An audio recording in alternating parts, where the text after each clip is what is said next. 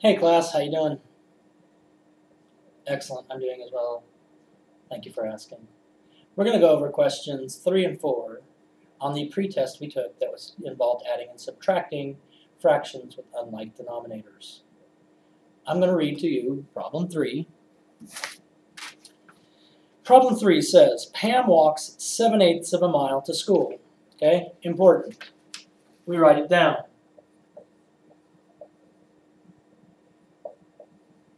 So Pam walks 7/8 of a mile.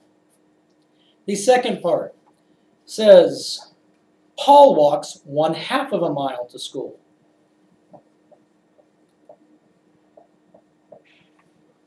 So we have Paul walking 1/2. How much farther does Pam walk than Paul? So we want to know how much farther.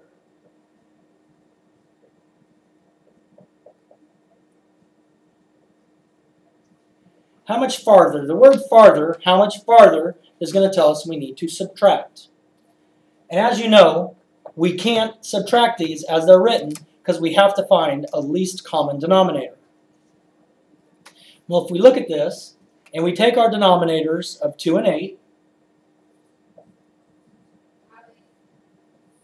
and we go until we find a common number in both of these. And because you're smart, you probably already know that it's 8. But let me show you why it's 8. We go 2, 4, 6, 8, 16, 24. 8 is the first number that appears in both.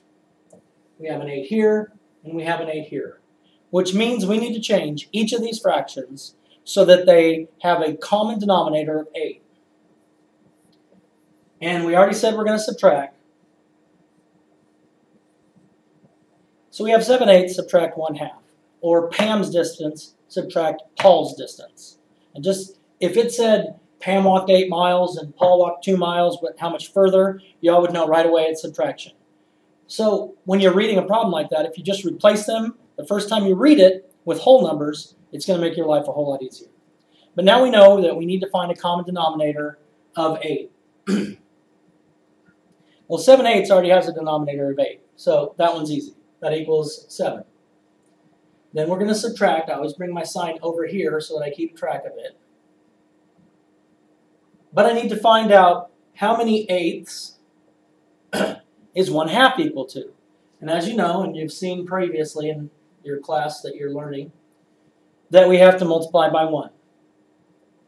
And so we have to figure out 2 times what would give us 8. Well, if we look up here, 1, 2, 3, 4. So 2 times 4 gives us 8. So 1/2 is this, or we will multiply 1/2 by 4/4. So 1 times 4 is 4. We have our subtraction sign here. And so now we know we have 7/8 subtract 4/8, and that's going to give us 3/8. I know I can't simplify, and I'll show you why we can't simplify. We want to find a greatest common factor. And so if we find the greatest common factor of 3 and 8, our factors of 3 are 1 and 3. It's prime. I looked on my Siva Veritasinis. I know it's prime, so I know that the only factors of 3 are 1 and 3. The factors of 8 are 1 and 8, 2 and 4, and that's all they have in common. Or that's all the factors of 8. So the only thing they have in common is 1. If my greatest common factor is 1, then 3/8 cannot be simplified. Okay? So 3/8 would be our answer to question number 3. Let's look at question number 4.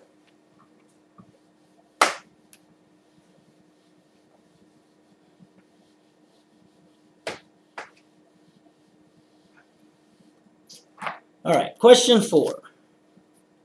Question 4 says a school wants to make a new playground by cleaning up an old abandoned lot that is shaped like a rectangle. They give the job of planning the playground to a group of students. The students decide to use 1/4 of the playground for a basketball court.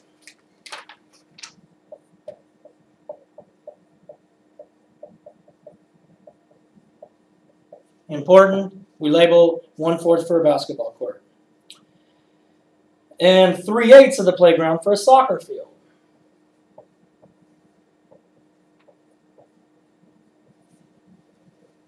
And we want to know how much is left for the swing and play equipment.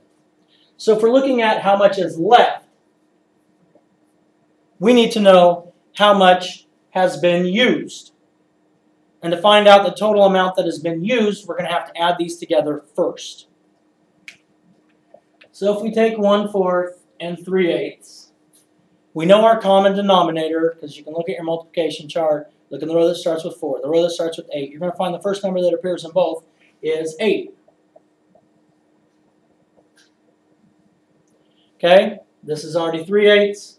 We need to multiply this by 2, and we get 2/8.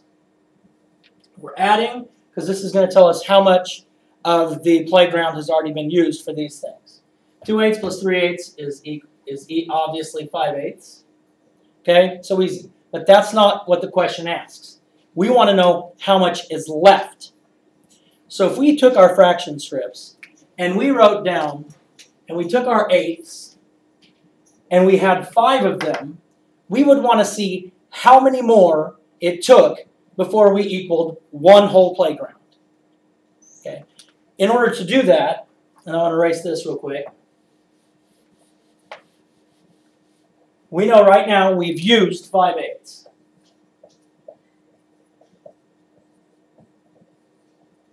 Okay, we need to find out how much is left. Well, what would equal one whole playground? Any fraction that has the same numerator and denominator is the same as one whole playground, one whole. So in this case, we already have a denominator of 8. So if we take the fraction 8/8, and that equals one whole playground, and we subtract 5/8, it tells us that 3/8 is what's left, because 8/8 is the whole playground.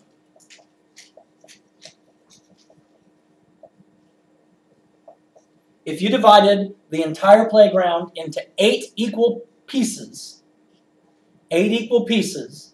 and the basketball and the soccer used 5 of those 8, what would be left was 3/8. We know 3/8 can't be simplified because we just did that on the last problem. So that's how you do problems 3 and 4 on the pretest. Thank you so much for playing along, and I just want to sing you a little song. I love you, you love me, we're a happy family. That's all I know. I don't know the rest of the Marnie song. But thank you for watching, and hopefully you find this video informational and makes you more and more intelligent, if that can possibly happen. Bring me a milkshake tomorrow, and we'll all be happy people. Or a Dr. Pepper. Either one's fine. Thank you for watching.